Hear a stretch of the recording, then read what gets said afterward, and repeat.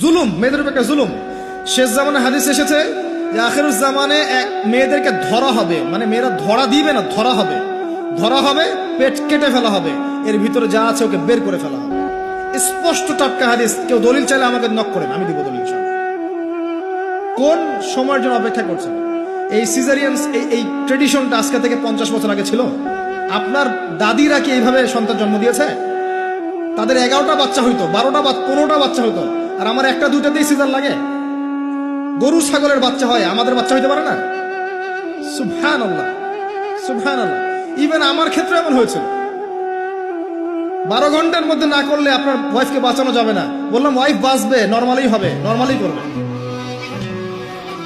আমি যাই না মাঝে দাঁড়ানো, আলটিমেটাম সময় দিচ্ছে যে সময়ের আগে হবে না, সময় এটা পার হয়ে গেলে সিরিয়াস অবস্থা, মারা যেতে পারে, মরবে না, এভাবেই হবে, করার এভাবেই হয়েছে, এভাবেই হয়েছে। কি সমস্যা?